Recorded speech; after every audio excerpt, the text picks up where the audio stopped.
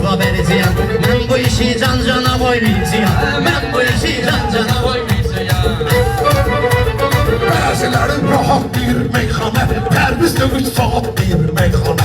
Bizə qoşulur babat deyir meyxana. Qoşulsun bu Türkana qoymayacağam. Qoşulsun bu Türkana qoymayacağam.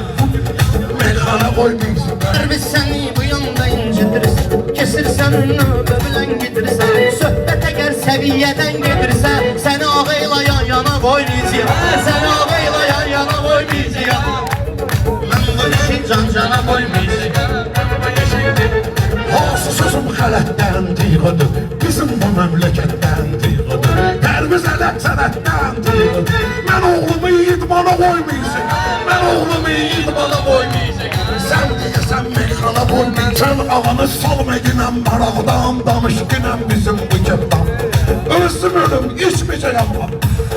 Özüm ölüm, içməyəcəyəm araqdan. Gedib gəllə şalvara qoymayacağım. Gedib gəllə şalvara qoymayacağım. Ay gah deyir həciyəm gedmişəm Kəbəyə, gah deyir içirəm keçirəm tövbəyə.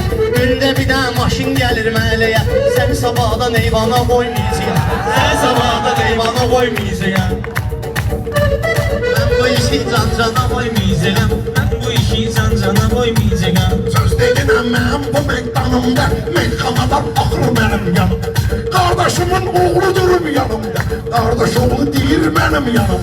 İlişçilər aslana qoymayacağam, İlişçilər aslana qoymayacağam. Səni deməyəcəm meyxana qoymayacağam. Səni deməyəcəm meyxana qoymayacağam.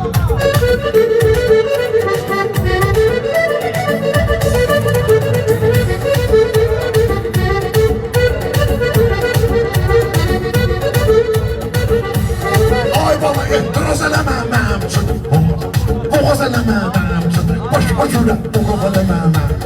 Oturur buradan zakaz eləməməm, tüstü düyür qəlyana qoymayacağım, göz geçirib qəlyana qoymayacağım. Diyan deyim ağa sənə doğrunu, sən bilirsən Pərvizin uğrunu.